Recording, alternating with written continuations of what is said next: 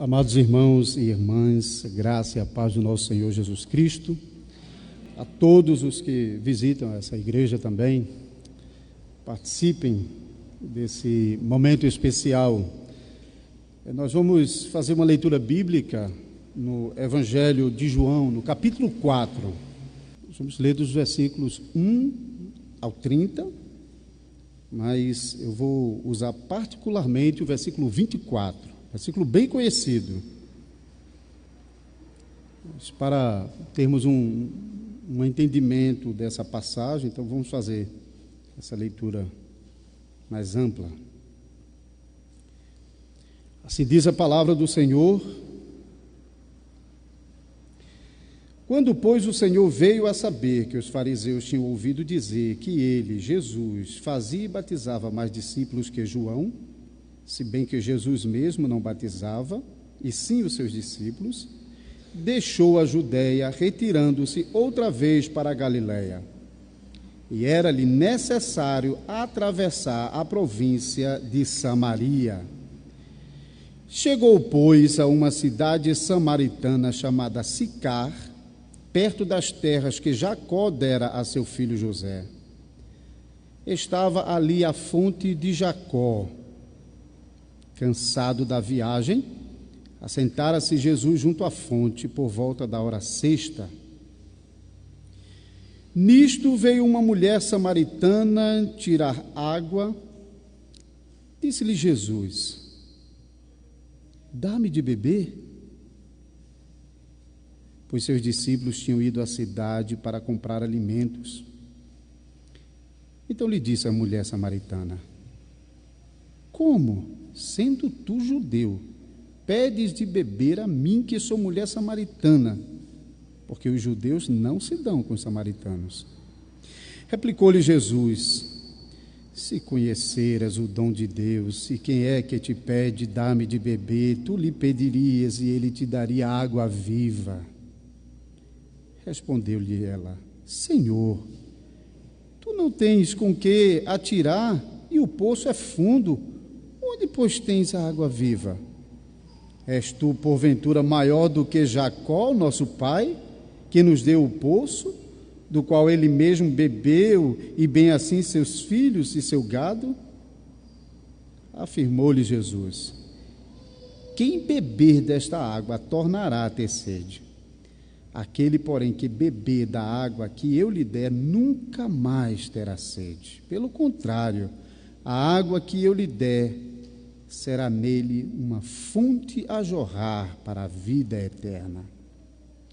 Disse-lhe a mulher: Senhor, dá-me dessa água, para que eu não mais tenha sede, nem precise vir aqui buscá-la. Disse-lhe Jesus: vai, chama teu marido e vem cá. Ao que lhe respondeu a mulher: não tenho marido. Replicou-lhe Jesus: bem disseste, não tenho marido, porque 5 maridos já tiveste, e a esse que agora tens não é teu marido. Isso disseste com verdade. Senhor, disse a mulher, vejo que tu és profeta. Nossos pais adoravam nesse monte, vós, entretanto, dizeis que em Jerusalém é o lugar onde se deve adorar. Disse-lhe Jesus: mulher, podes crer-me, que a hora vem, quando nem nesse monte, nem em Jerusalém adorareis ao Pai. Vós adorais o que não conheceis. Nós adoramos o que conhecemos, porque a salvação vem dos judeus. Mas vem a hora, e já chegou, em que os verdadeiros adoradores adorarão o Pai em espírito e em verdade, porque são estes que o Pai procura para seus adoradores. Deus é espírito, e importa que os seus adoradores o adorem em espírito e em verdade. Eu sei, respondeu a mulher, que há de vir o Messias, chamado Cristo. Quando ele vier, nos anunciará todas as coisas. Disse-lhe Jesus: eu o sou, eu que falo contigo. Neste ponto, chegaram os discípulos e se admiraram de que estivesse falando com uma mulher. Todavia, nenhum lhe disse: que perguntas? Ou por que falas com ela? Quanto à mulher, deixou o seu cântaro e foi à cidade e disse àqueles homens: vinde comigo e vede um homem que me disse tudo quanto tenho feito. Será este porventura o Cristo? Saíram, pois, da cidade e vieram ter com ele. Amados irmãos e irmãs, de hoje até domingo, então, nós teremos a oportunidade de tratar o tema da piedade sob diversos aspectos. Hoje, vamos começar definindo o que é piedade. Então, o tema da pregação dessa noite é piedade, adorando em espírito e em verdade. Amanhã, a pregação tratará sobre Cristo como exemplo de piedade. Vamos fazer isso com uma pregação que tem por título: A piedade de Cristo nos beneficia. No domingo pela manhã, teremos um estudo que vai nos orientar sobre a prática da piedade no lar, domingo pela manhã, e à noite, então, encerrando, falando sobre os resultados da piedade na nossa vida. Para onde essa piedade nos leva? Para a verdadeira adoração a Cristo e para a edificação do corpo de Cristo, que é a igreja. Então, nessa noite, vamos nos focar em compreendermos o significado fundamental dessa palavrinha tão especial, chamada piedade. Todos nós conhecemos, todos nós falamos sobre piedade, mas hoje eu quero explicar a piedade com base na adoração em espírito e em verdade. Deixe-me já começar dizendo que é importante nós estarmos aqui, porque, de fato, o chamado à piedade começa aqui, no culto. Particularmente no culto dominical, que marca o primeiro dia da semana. Nossa semana começa com culto e, portanto, a nossa piedade começa no culto solene. Essa piedade, então, que começa aqui no culto, então, daqui do culto, essa piedade irradia para o restante da nossa semana, para todas as áreas da nossa vida, para o nosso lar, mas também para a nossa vida em sociedade, o nosso trabalho, nossos relacionamentos, nossos estudos. Por isso é que Deus não deixou a nossa participação no culto como uma coisa voluntária, como uma coisa que a gente viria se achasse que era necessário, a gente decidiria se viria ou não ao culto, porque Deus sabe que o culto é essencial, é fundamental para o princípio da nossa vida cristã. Deus ordenou que o seu povo se congregasse em seu nome. Culto, portanto, não é uma coisa que nós oferecemos a Deus, mas culto é atender à santa convocação do Senhor para, de um lado, adorá-lo e, de outro lado, receber dele tudo o que nós precisamos para a nossa vida. Existem duas imagens que normalmente nós pensamos quando nós ouvimos a palavra piedade.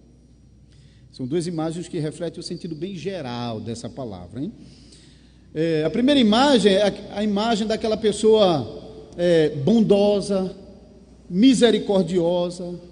Então nós dizemos, aquela pessoa é muito piedosa. A outra imagem é a imagem de uma pessoa muito religiosa. A imagem de uma pessoa que lê a Bíblia, que ora, que é assídua nos cultos. Essas duas imagens, e particularmente essa segunda imagem de uma pessoa religiosa, de fato pode revelar uma pessoa piedosa, mas também pode esconder uma pessoa hipócrita. Nós veremos que uma pessoa hipócrita pode chegar a fazer tudo que externamente uma pessoa piedosa faz, mas essas coisas em si não garantem que uma pessoa é piedosa. A palavra usada para piedade, principalmente no Novo Testamento, essa palavra tem também um sentido no Antigo Testamento, mas particularmente no Novo Testamento, ela está relacionada com duas coisas fundamentais. Primeiro, ela está diretamente relacionada com o temor a Deus. Piedade, portanto, está diretamente ligada com o temor a Deus. Várias passagens no Novo Testamento indicam isso. E a outra passagem, outro significado de piedade é que está ligado com a obediência a Deus. Então, temor a Deus, obediência a Deus. Essas duas palavrinhas são irmãs, estão diretamente ligadas com o conceito de piedade na Bíblia. E várias passagens bíblicas, amanhã a gente vai tratar uma delas, que é Hebreus capítulo 5, versículo 7. Hoje nós vamos tratar essa passagem de João, capítulo 4, versículo 1 a 30, mas focando no versículo 24, a palavra piedade não aparece nesse versículo. Versículo 24 nos diz: Deus é espírito e importa que os seus adoradores o adorem em espírito e em verdade. E Deus, que é adorado, que é espírito, ele é adorado em espírito e em verdade. Nós vamos trabalhar mais particularmente essa frase. Embora a palavra piedade não apareça nesse versículo, esses dois significados, temor e obediência, os dois significados que explicam a palavra piedade, estão presentes nesse versículo e particularmente nessa frase em espírito e em verdade. Então vamos observar como isso está funcionando nesse texto.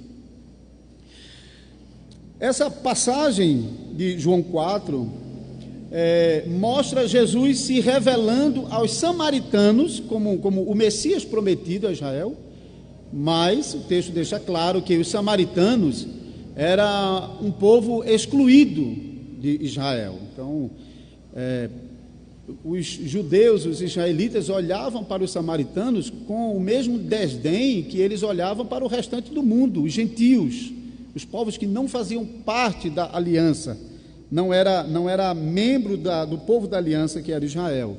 E eles tinham até um ódio particular pelos samaritanos, porque os samaritanos tinham origem no povo judeu. Eles tinham origem dentro do povo da aliança, mas eles se apostataram do povo e da fé confessada a Yahvé como Deus da aliança, e por causa disso, o povo judeu tinha realmente muita rixa com os judeus. Eles até evitavam passar pelo território dos samaritanos se eles tivessem que se deslocar entre a região mais ao norte e mais ao sul. Samaria ficava no meio. Então, se eles precisavam sair da Judeia para a Galiléia, eles faziam isso por fora da cidade, pela margem do Jordão. Se eles tivessem de descer da Galiléia para Jerusalém, eles faziam isso por fora, pelo Jordão, mas evitavam passar por dentro de Samaria. Mas Jesus está fazendo o contrário. Jesus propositadamente está passando por dentro de Samaria, chegando então a esse lugar onde no passado o patriarca Jacó havia construído esse poço. Nessa conversa com uma mulher samaritana, que há muitas coisas a dizer, mas eu quero resistir a isso porque isso tomaria tempo, mas havia muitas coisas que falam contra esse encontro que Jesus tem com a mulher. Tinha muitas coisas que estavam concorrendo para que essa conversa não existisse, mas todos esses obstáculos estão sendo vencidos e essa conversa está sendo mantida, e por meio da conversa de Jesus com essa mulher samaritana, ele leva o evangelho para toda a nação. Mas a conversa que Jesus está tendo com essa mulher foi de tal maneira profunda, cada frase que Jesus está dizendo, a resposta dessa mulher, e como Jesus de novo está conduzindo a conversa, está sendo tão especial e tão profunda, que a mulher começa a perceber que aquele homem não é um judeu qualquer. Depois das primeiras desconfianças de que tinha alguma coisa diferente naquele judeu, ela começa a desconfiar que ele é, no mínimo, um profeta, quando começa a dizer coisas secretas sobre a vida dela. Por fim, quando aquela mulher descobre a identidade daquele homem, quando ela descobre que aquele homem não era ninguém menos do que o Messias, que havia sido esperado por milhares de anos. A cena é de uma mulher espantada que deixa cair o cântaro com água e corre para dentro da cidade para anunciar aos seus irmãos tudo o que aquele homem falou acerca dela. E quem sabe ele não é o Messias? E mais adiante, nós não lemos, mas o versículo 39 a 42 mostra que muitos dos samaritanos que ouviram o testemunho da mulher e que esperavam a promessa do Messias, apesar de estar fora de Israel, eles foram ao encontro de Jesus. E quando eles ouviram Jesus, eles até testemunham dizendo: olha, nós agora não cremos somente por causa do testemunho que ela deu, mas agora por causa das tuas palavras. E assim os samaritanos confessam a fé no Messias Salvador Jesus Cristo.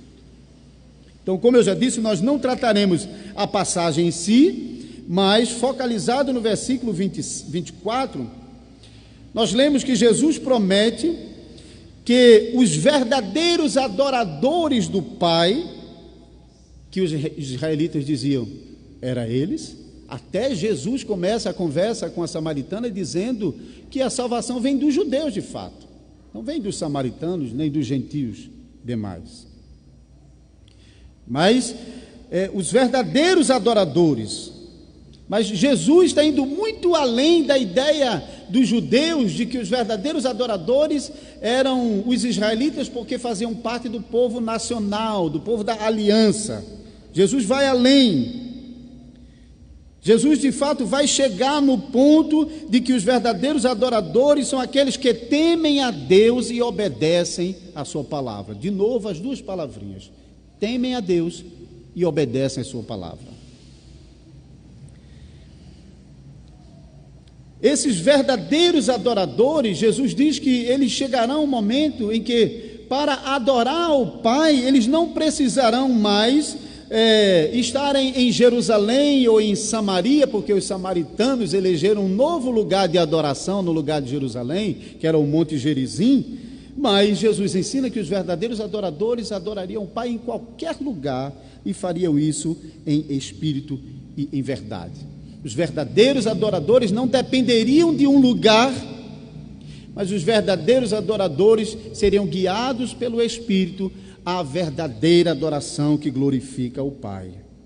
Então vamos entender um pouco mais isso à luz da nossa pretensão de entender então o conceito de piedade. Até aquele momento, então, durante todo o Antigo Testamento, até a manifestação de Jesus Cristo, a encarnação do Filho de Deus, toda adoração, e a verdadeira adoração até, estava centralizada no Templo de Jerusalém, nem em Samaria, no Monte Gerizim, e no altar que havia sido edificado lá, e nem em outro lugar do mundo, mas a verdadeira adoração ao Pai funcionava em Jerusalém, em um lugar, no Templo de Jerusalém.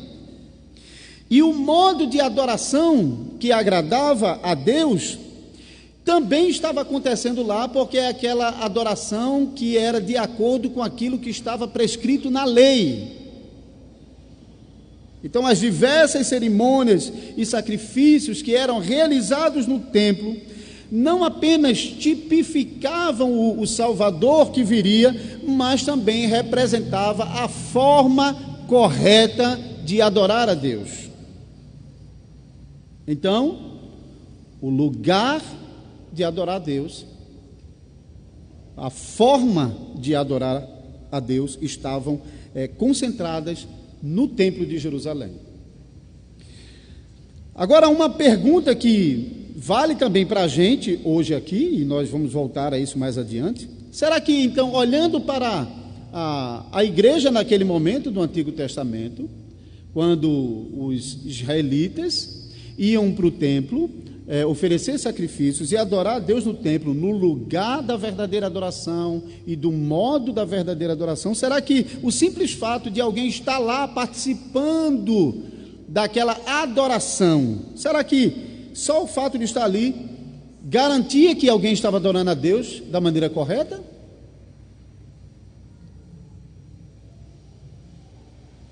A resposta é não. O que faltava então para os judeus que estavam no lugar da adoração, tinham a maneira prescrita, a maneira correta prescrita de adoração, mas muitas vezes falhavam na verdadeira adoração? O que faltava a muitos judeus daquela época é o que falta também a muitos cristãos hoje.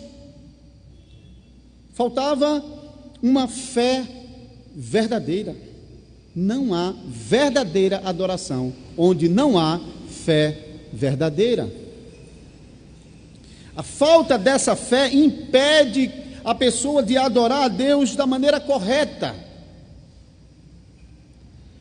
A verdadeira adoração a Deus só pode proceder de um coração que foi regenerado, que foi convertido, um coração que deseja sinceramente louvar e adorar o nome do Senhor e deseja fazer isso de acordo com a sua palavra. O convertido, ele virá ao culto para adorar a Deus no meio do povo de Deus, mas ele virá com um propósito exclusivo de promover a glória de Deus e não de buscar os seus próprios interesses. Isso é uma distinção que marca aqueles que estão no lugar de adoração, mas que não adoram a Deus da maneira correta, entre aqueles que estão no lugar de adoração e adoram a Deus da maneira correta. Muitos desses judeus que não adoravam a Deus da maneira correta, eles tinham a forma correta de adoração, mas eles erravam porque eles não adoravam a Deus com um coração temente a Deus. Portanto, a adoração deles era igualmente falsa. Depois que Cristo veio e cumpriu tudo o que acerca dele estava escrito na palavra de Deus, a correta adoração a Deus não acontecia mais no templo, não acontecia mais do modo como estava prescrito na palavra de Deus acerca das cerimônias e dos sacrifícios que eram realizados no templo. A correta adoração a Deus agora acontece em qualquer lugar onde a igreja está reunida.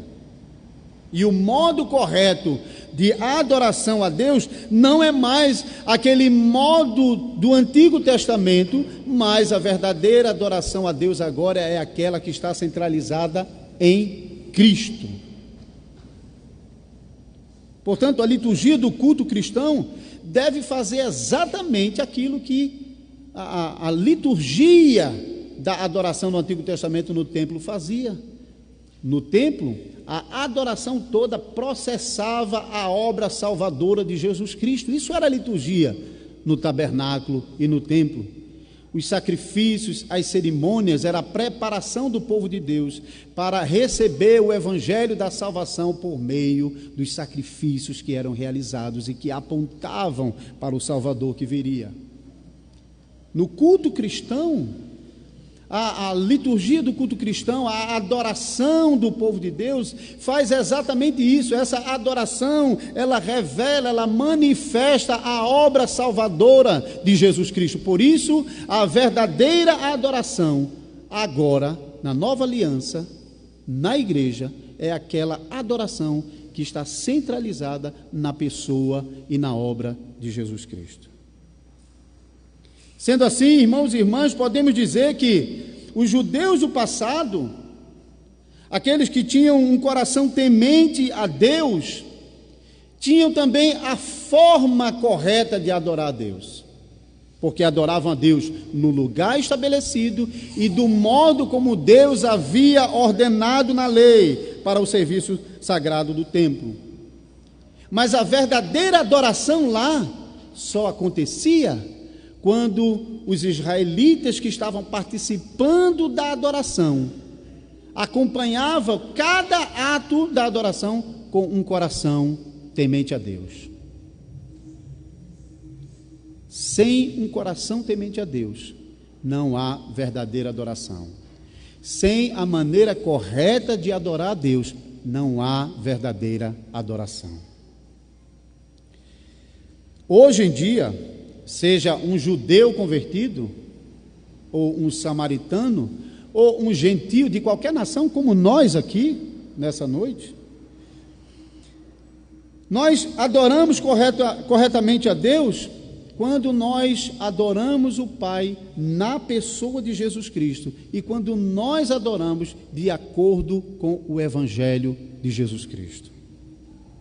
E quando nós acompanhamos a nossa adoração com fé verdadeira. Agora pensem sobre os judeus que no passado rejeitaram a Jesus. E os judeus que até hoje continuam mostrando um coração endurecido acerca de Cristo Jesus como Messias prometido. Os judeus, eles não adoram a Deus corretamente. Eles não adoram a Deus corretamente, em primeiro lugar, porque eles não têm verdadeira fé. Para a verdadeira adoração, tem que ter fé e tem que adorar a Deus da maneira correta. Os judeus que rejeitam a Cristo não têm verdadeira fé, porque rejeitaram aquele que é o enviado de Deus, o Filho de Deus que encarnou, que cumpriu todo o que o Antigo Testamento e toda a adoração que acontecia no templo. A adoração dos judeus do passado e do presente estão muito longe da adoração em espírito e em verdade. Os judeus que continuam adorando a Deus do modo antigo, eles nem mesmo têm mais o modo correto de adoração. Quando eles insistem em uma adoração que está centralizada nos elementos da antiga aliança, da antiga dispensação, eles estão longe daquela adoração que é em verdade e segundo a palavra de Deus. Eles adoram sem fé, porque negam o Salvador. Eles não adoram em verdade, porque eles não adoram segundo a revelação da palavra de Deus. Para não achar que é uma conclusão equivocada, o próprio apóstolo Paulo, escrevendo aos Romanos, capítulo 10, versículo 2, ele diz: porque eu lhes dou testemunho de que têm zelo de Deus, os judeus, porém não com entendimento. Eles não entenderam que a verdadeira adoração, a partir do momento em que o Filho de Deus vem a esse mundo, não é mais segundo aquilo que estava escrito no Antigo Testamento, porque tudo que estava escrito no Antigo Testamento estava apontando para o Salvador que viria. Por isso, quando ele veio, Simeão, o idoso, olhou para o menino e disse: agora tu pode despedir o teu servo em paz, porque os meus olhos viram a glória de Deus. Simeão enxergou o que muitos judeus de sua época não conseguiam enxergar.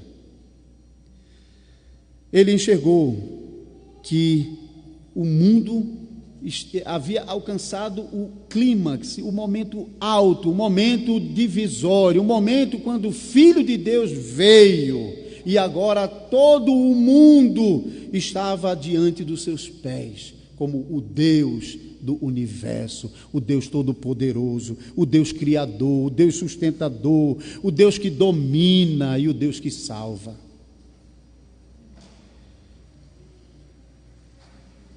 Os judeus do Antigo Testamento não adoravam a Deus do modo correto, mas nem adoravam a Deus em espírito. Quando os judeus do Antigo Testamento estavam adorando a Deus do modo antigo, estava desprezando a verdade de Deus. E quando eles rejeitaram o Senhor Jesus Cristo, eles rejeitaram a adorá-lo em espírito. Quando Jesus veio ao mundo, tinha judeu crente, tinha judeu que creu que Jesus era o Messias Salvador. Muitos judeus olharam para Jesus e conseguiram enxergar em Jesus precisamente aquele que havia sido prometido desde Gênesis capítulo 3, versículo 15. Não apenas entre os judeus, mas até mesmo entre os samaritanos. Houve aqueles que, quando olharam para Jesus e ouviram o evangelho da boca do Salvador, como aquela mulher que, deixando o balde d'água cair, correu para contar para os seus irmãos, porque creu que Jesus era o Salvador. Esses são os verdadeiros adoradores. Não mais aqueles que estão buscando adorar a Deus no templo, porque os samaritanos estavam bem longe de Jerusalém, mas eles estavam adorando a Deus ali, no lugar odiado pelos judeus, desprezado pelos judeus. Os verdadeiros adoradores agora não precisam mais do templo, porém, em qualquer lugar onde o povo de Deus está reunido, os verdadeiros adoradores podem adorar a Deus. Isso não é verdade apenas com relação aos judeus do passado, mas isso é verdade também para a igreja de Jesus Cristo do presente, hoje. É verdade para vocês aqui. Mas se é verdade de que os verdadeiros adoradores não precisam mais do templo de Jerusalém para adorar a Deus, mas podem adorar a Deus em qualquer lugar, em espírito e em verdade, também é verdade que a igreja hoje pode cometer o mesmo erro que os judeus do passado cometeram. Se de um lado não precisamos mais do templo e das cerimônias que aconteciam lá para adorar a Deus do modo correto e com a motivação correta, como muitos judeus erraram em não fazer, a igreja de Jesus Cristo, que pode adorar aqui em Campina Grande, adorar a Deus da maneira correta e pela motivação correta, pode cair no mesmo erro dos judeus do passado. A igreja hoje pode ter a forma de adoração correta, como os judeus do passado tinham, mas ainda adorar a Deus da maneira errada. Por isso, meus amados irmãos, é sempre importante perguntar para nós mesmos, quando nós deixamos a nossa casa e vimos aqui para o local de culto, é sempre bom perguntar: o que eu estou indo fazer lá? Por que eu estou indo para lá? Para quê? Por causa de quem eu estou indo para lá? Você deve, cada vez de novo, perguntar ao seu coração: eu estou indo para o culto pelos motivos certos, forma correta, motivação correta? Irmãos e irmãs, se alguém ainda não adora a Deus de coração, Se alguém está vindo ao culto com outros motivos, com outros interesses, e não com o interesse sincero e humilde de derramar o seu coração na presença do Senhor, está caindo no mesmo erro de muitos judeus do passado, que não adoravam a Deus pelos motivos corretos. A tragédia pode ser ainda maior, como também foi com os judeus. Porque, começando a adorar a Deus pela motivação errada, não é difícil que logo comecem a adorar a Deus da maneira errada. Os judeus que deixavam a sua casa para adorar a Deus no templo, da forma correta como acontecia lá, mas pela motivação errada, não demorou que eles começaram a adorar a Deus da maneira errada. Você pode ver isso nos judeus que voltaram do cativeiro da Babilônia. O templo foi reconstruído porque eles entendiam que existia uma forma de adorar a Deus. Eles não podiam adorar a Deus do jeito que eles queriam. Naquele momento, a forma correta de adorar a Deus estava no templo. E eles trabalharam, labutaram, se esforçaram para reconstruir o templo e restaurar o serviço de adoração a Deus. Mas não demorou muito e eles começaram a abandonar o motivo correto de adorar a Deus e começaram a ir para o templo sem essa motivação piedosa, sem essa motivação amorosa e sem essa motivação obediente à palavra de Deus. Eles, no coração, deixaram de adorar a Deus, mas ainda estavam adorando a Deus externamente do modo correto. Estavam indo ao templo, ofereciam os sacrifícios. Mas até aqui eu estou tentando mostrar para os irmãos e irmãs que a verdadeira piedade é marcada por dois critérios importantíssimos. É aquela adoração que procede do coração, que procede de um coração regenerado, que procede de fé verdadeira, uma adoração em espírito, uma adoração que é fruto da obra do Espírito Santo na vida dele. Mas também é uma adoração que deve acontecer do modo correto, isto é, de acordo com a vontade de Deus revelada em sua palavra, uma adoração em verdade, em espírito e em verdade, no coração e de acordo com a palavra de Deus, com temor e obediência. Já mencionei no começo, por isso, não é seguro simplesmente quando nós olhamos para uma pessoa que lê, que ora, que vem ao culto, e concluir que é uma pessoa piedosa. Por quê? Porque não há apenas um elemento externo que marca a nossa piedade cristã, mas essa atitude externa, ela deve ser o resultado de uma adoração que começa no coração, uma adoração que começa como resultado da obra do Espírito Santo no coração do crente. Não se surpreenda, porque um hipócrita facilmente pode imitar todos os atos externos de adoração, facilmente. Não se surpreenda com isso.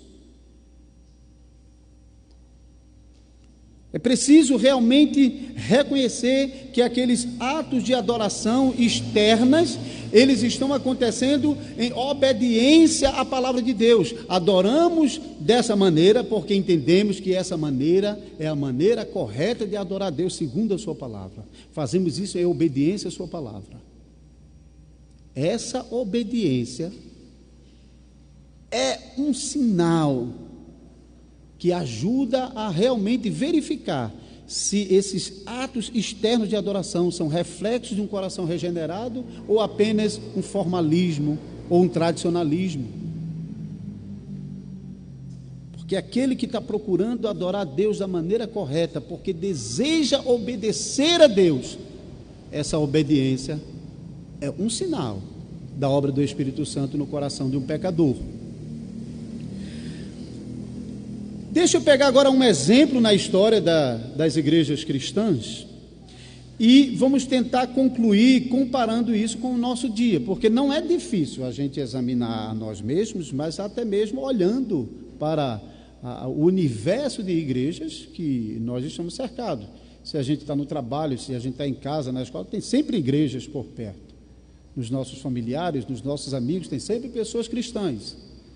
Então nós estamos cercados com exemplos de igrejas, mas eu quero começar com um exemplo da história, e penso que isso pode ajudar então a nossa conclusão, quando nós analisarmos as igrejas de hoje, se elas de fato estão agindo piedosamente, se elas estão passando pelo teste da adoração em espírito e em verdade, uma adoração que é obra do coração regenerado, obra do Espírito Santo, um coração que teme a Deus, e obra, os atos que refletem, os atos externos que refletem uma obediência à palavra de Deus.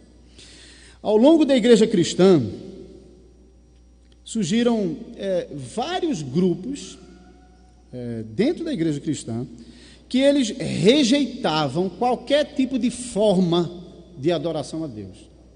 Não podia ter nenhum tipo de forma, nenhum tipo de modo que regulava a adoração do povo de Deus. Esses grupos alegavam que uma liturgia imposta ao culto impedia que o Espírito Santo agisse livremente na congregação. Se você coloca uma liturgia no culto, então o Espírito Santo não pode agir, porque vai ter que seguir aquela liturgia. O Espírito Santo não pode agir, o Espírito Santo tem que ter liberdade para atuar. Isso era a alegação desses grupos. Muitos homens de Deus do passado reagiram a esses grupos. Calvino foi um deles, mas não o único. O próprio Lutero, que tinha, até em certo sentido é uma ironia, porque o próprio Lutero tinha uma ideia muito aberta do culto. Eu vou mencionar isso mais adiante. Mas o próprio Lutero reagiu contra esses grupos, mas eu quero particularmente mencionar Calvino por causa da sua reação e dos documentos que ele escreveu exatamente contra esses grupos. Eram vários grupos, conhecidos como espiritualistas, entusiastas. Esses grupos criticavam os reformadores justamente por causa do apego que os reformadores tinham a uma maneira mais ou menos fixa de adorar a Deus. Os reformadores entenderam que o culto não deveria ficar livre, mas deveria ter um modo de adorar a Deus que fosse de acordo com a palavra de Deus. Os espiritualistas diziam não. Mesmo que uma liturgia fosse justificada com a palavra de Deus, não podia ter liturgia nenhuma, não podia ter uma ordem de culto nenhum. O culto devia ficar completamente livre para que o Espírito Santo trabalhasse, e um dos textos que eles gostavam de usar é o clássico texto de 2 Coríntios 3,6, aquele que diz: a letra mata, mas o Espírito vivifica. Então, sem letra, sem a palavra de Deus regulando, o culto tem que ficar solto, livre. Eles usavam esse pretexto para deixar a igreja livre para as novas operações do Espírito Santo e as novas revelações do Espírito Santo. Calvino rebateu o argumento dos espirituais, defendendo com a palavra de Deus que o Espírito Santo, ele não vai trazer nada novo, mas ele vai ajudar os crentes a se lembrarem daquilo que já foi revelado. João 14, 26. Foi um dos textos que Calvino usou. Como igrejas históricas, nós temos tido muito cuidado com o culto. Também em nossos dias, porque nós conhecemos bem o nosso contexto. Porque esses pensamentos dos antigos espirituais entusiastas continuam operando em nossa época. As igrejas históricas, e, bom, eu estou vindo aqui pela primeira vez, mas eu pude perceber que há uma liturgia, há uma ordem para o culto. As igrejas históricas que têm o cuidado de manter algum tipo de ordem no culto, elas são fortemente bombardeadas e acusadas de não deixar o Espírito Santo trabalhar livremente.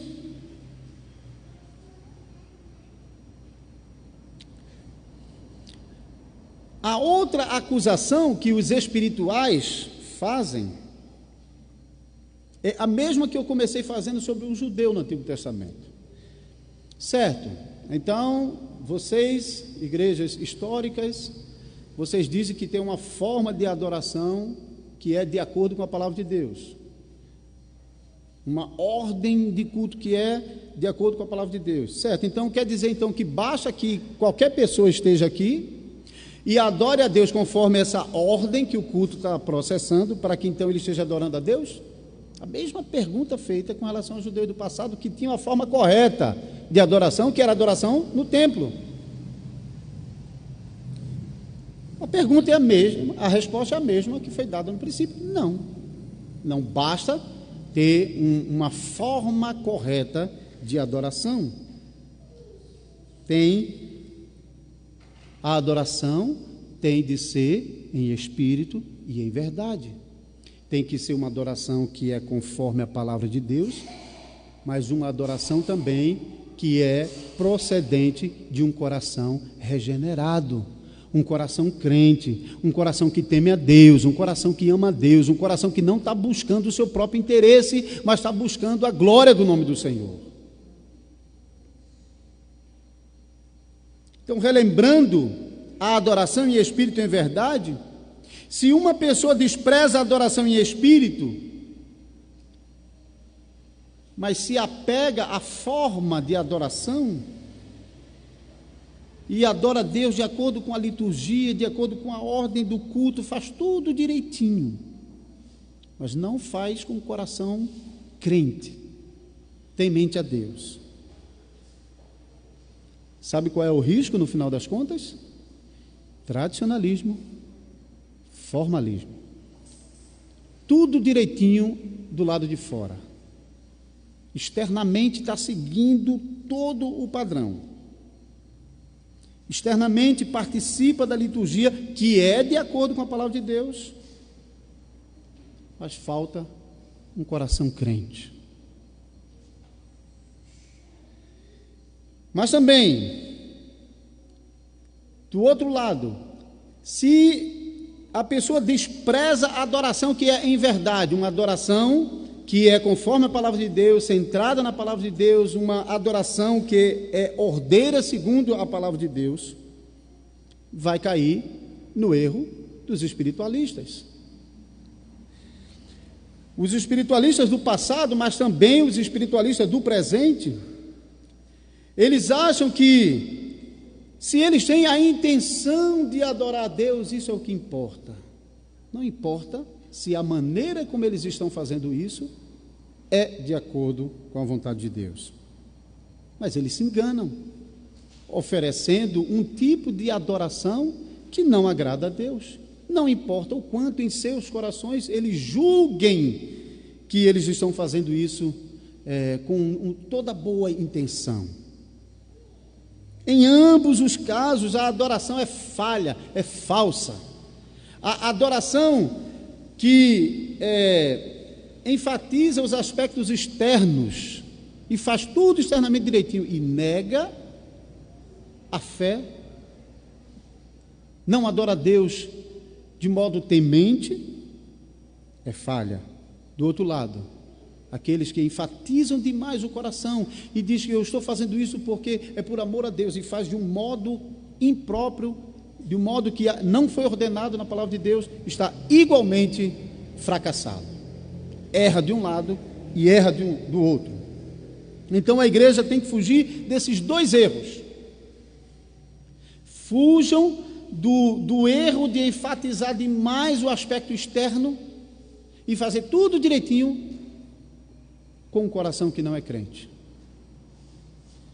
Mas fujam também de negar uma adoração ordeira segundo a palavra de Deus sob pretexto de fazer isso com boas intenções. Piedade, reforçando, é obediência amorosa à palavra de Deus. Isso é piedade. Piedade é quando nós estamos lutando para aplicar a verdade da palavra de Deus em nossa vida. O crente piedoso é aquele que adora a Deus em espírito, porque no seu coração ele ama o Senhor, mas ele quer adorar a Deus em verdade, ele quer fazer isso de acordo com a palavra do Senhor. Então ele adora a Deus de coração, mas ele também adora a Deus da maneira correta. Essas duas coisas têm de estar combinadas. Então aquela imagem de uma pessoa que lê, que ora, que vai ao culto, ela pode revelar um crente que é verdadeiramente piedoso, mas ela também pode esconder um formalista, um tradicionalista, que não experimenta verdadeira conversão. Portanto, meus amados irmãos, valorizem a liturgia que há no meio de vocês. Valorizem isso. Mas não caiam no erro de exagerar nem um lado nem no outro, enfatizando um lado e desprezando o outro. Não faça isso. Não despreze a liturgia que é conforme a palavra de Deus, mas também não despreze que a liturgia, que a adoração a Deus deve ser feita em espírito, com coração crente. Por causa disso, não cesse de invocar o nome do Senhor. Não cesse de buscar o nome do Senhor e pedir para que Deus possa converter o coração, porque somente um coração convertido vai se submeter à palavra de Deus. Não brinque com isso, não. Só um coração crente vai se dobrar diante do Senhor para fazer todas as coisas do jeito que Ele quer. Não importa se isso não me agrada, se isso não era o que eu tinha em mente. O Senhor ordena que seja assim. O verdadeiro piedoso abre mão de si para obedecer à palavra de Deus. Esse desejo de obedecer à vontade de Deus naturalmente vai se manifestar nas ações externas na sua vida e principalmente aqui no culto.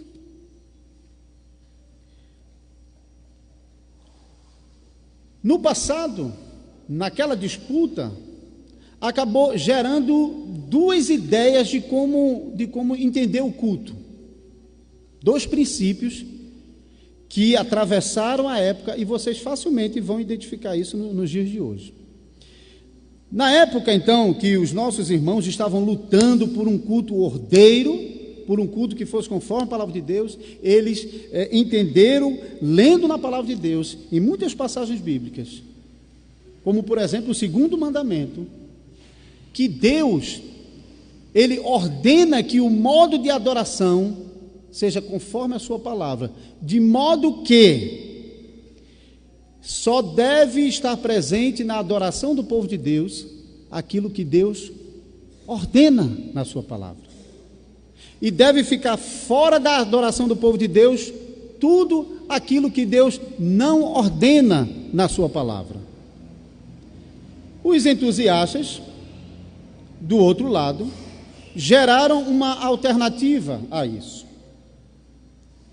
Eles diziam, não, aquilo que não é proibido no culto, isso é permitido. Percebam agora, a igreja estava dizendo, só deve estar no culto, na adoração, aquilo que Deus ordena. Tudo o mais deve ficar fora. Os entusiastas vieram dizendo, não, aquilo que não é proibido é permitido. Esse princípio já vinha funcionando dentro da Igreja Católica Romana.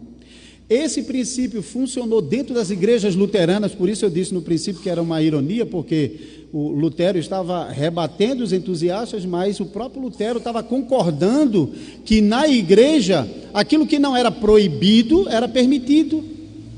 Os anglicanos seguiram na mesma linha. Se você olhar hoje, não é difícil você ver esse princípio entusiasta, espiritualista funcionando.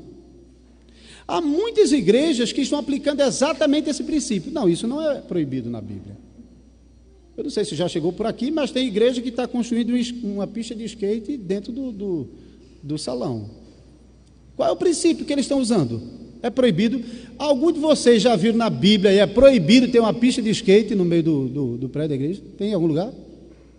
Está vendo? Qual é o princípio que eles estão usando? Não é proibido. O que não é proibido é permitido. Então você começa a ver, entrando no culto a Deus, todo tipo de abominação que deveria estar longe da adoração do povo de Deus. Porque muitas igrejas, o princípio que está funcionando não é o princípio bíblico de que Deus quer ser adorado da maneira que Ele ordenou em Sua palavra. Sempre foi assim, irmãos. O modo de adoração do Antigo Testamento não era o modo de adoração que os judeus queriam adorar a Deus. Ele podia ter a melhor boa intenção do mundo. O modo de adorar a Deus era o modo como Deus havia prescrito. E deveria fazer isso com santo temor e reverência. A igreja não é diferente. A igreja não é chamada a adorar a Deus do modo que quer, mas a adorar a Deus em obediência à sua palavra, de maneira reverente, santa e temente. Isso é ser piedoso. Não importa o quanto alguém externamente está mostrando que lê a Bíblia, que ora, que frequenta os cultos, ou qualquer outra coisa. O que diz se esse crente é um crente piedoso é o seu coração desejoso de adorar a Deus da maneira correta. Essa deve ser a nossa luta como igreja. É manter esse princípio funcionando em nosso culto de adoração a Deus. Amanhã nós vamos ver sobre Cristo como um modelo de piedade, mas então no domingo de manhã eu quero tratar com os irmãos exatamente como agora vocês, depois de estarem no culto a Deus, depois de vocês terem adorado a Deus da maneira piedosa. Qual é a maneira piedosa de adorar a Deus? Não é do jeito que vocês querem, mas é do jeito que Deus prescreve. O culto, então, deve ser uma adoração que seja conforme a palavra de Deus. Não importa o quão diferente a liturgia de uma igreja seja de outra. A liturgia aqui talvez seja diferente da minha igreja, mas esse não é o ponto. Nem a minha igreja tem a única liturgia de culto verdadeira, e nem quer dizer que os irmãos têm a única liturgia de culto verdadeira. O que importa é que seja lá, seja aqui, essa adoração seja conforme a palavra de Deus, e não conforme os nossos interesses, conforme as nossas boas intenções. Então no domingo de manhã nós veremos como a gente vai pegar essa piedade que nós estamos aprendendo aqui, esse princípio governante de que eu tenho que adorar a Deus em espírito e em verdade. Eu tenho que fazer isso com o coração crente, mas tenho que fazer isso não do meu jeito, mas conforme a palavra de Deus. A gente vai pegar isso e vai levar para a nossa casa. No domingo de manhã nós veremos sobre isso. E depois vamos concluir com os resultados da piedade como um reflexo na vida cristã, em um ato de adoração a Deus, voltando para Deus, e também na direção do restante da igreja, promovendo a edificação do povo de Deus. Eu espero que tenha sido compreendido nisso, e espero e oro a Deus, para que Deus trabalhe realmente no coração de cada crente, para que cada um dos irmãos e irmãs não deseje outra coisa, senão aprender qual é a vontade do Senhor, e viver conforme essa vontade, porque essa é a verdadeira piedade. Amém.